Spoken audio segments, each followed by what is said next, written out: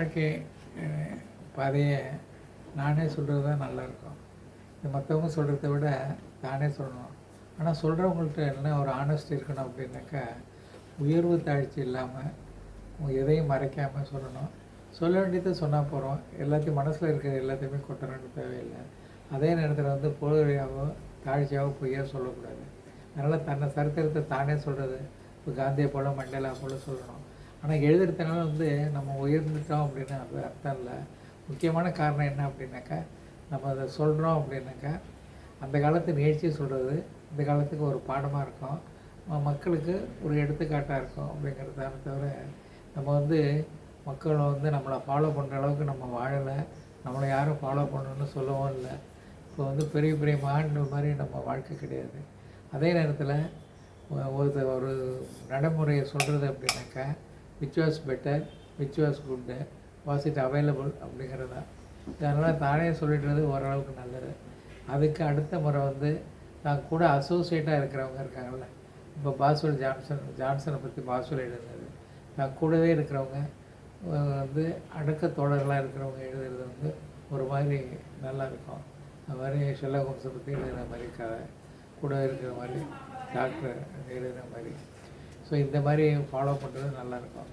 மூணாவது இருக்கிறது சொல்கிறவங்க அப்படின்னாக்கா, மூணாவது இருக்கவங்க சொன்னாக்கா, அவங்க காலத்துக்கு தகுந்தாப்புல, நேரத்துக்கு தகுந்தாப்புல, இடத்துக்கு தகுந்தாப்புல சொல்லுவாங்க. அதனால் அது போட்டு ரெண்டாவது எங்கேருந்து ஆரம்பிக்கிறது அப்படிங்கிறது எனக்கு தெரியல.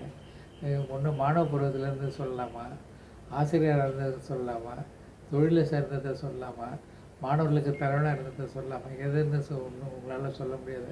அப்படி சொல்ல போகிறப்ப ஏதாவது ஒரு பாயிண்டில் ஆரம்பித்து ஒன்று பிரிக்க முடியாது. என்னால் இயன்ற வரைக்கும் சின்ன சின்ன நிகழ்வுகளை 3 நிமிஷமோ 4 நிமிஷத்தில் சொல்கிறேன். இனிமேல் ஷார்ட்ஸ் போடுறதா இல்லை. ஏன்னா ஷார்ட்ஸ் 5 செகண்ட் 10 செகண்டில் ஓடி போயிடுது. அதுக்கு ஃபாலோவர்ஸ் நிறையா இருந்தாலும் கருத்து இல்லை. அதனால் ஒரே மாதிரி 3 to 4 மினிட்ஸ் பேசிடுறேன். தயவு செஞ்சு பொறுமையாக கேளுங்க. ஆனால் எல்லாமே நிகழ்வுகள் சொல்கிறேன். ஸோ நிகழ்வுகள் ஒன்று ஒன்றா சொல்கிறேன். நான் ஆரம்பிச்சிட ஒரு பாயிண்டில் ஆரம்பித்து அதே பாயிண்டில் முடிச்சிடலாம்.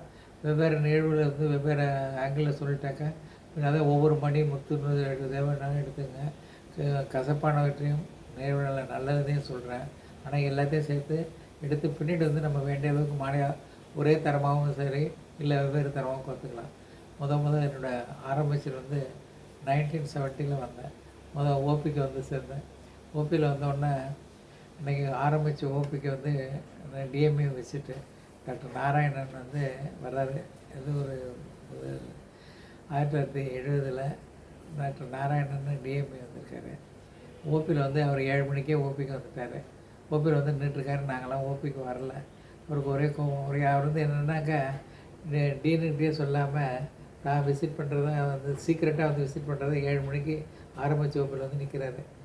மண்டே ஓபி என்னது, நான் 7:30க்கு போகிறேன். என் டீமில் இருக்க எல்லாருமே 7:30க்கு வந்தாங்க. அவருக்கு ஒரே கோபம், இன்னும் எல்லாம் ஓபிக்கு லேட்டாக வந்திருக்கேன்னு. அதுக்கு நான் சொன்ன பதில் தான் உங்களுக்கு வேடிக்கையாக இருக்கும். அடுத்ததில் தொடர்றேன்.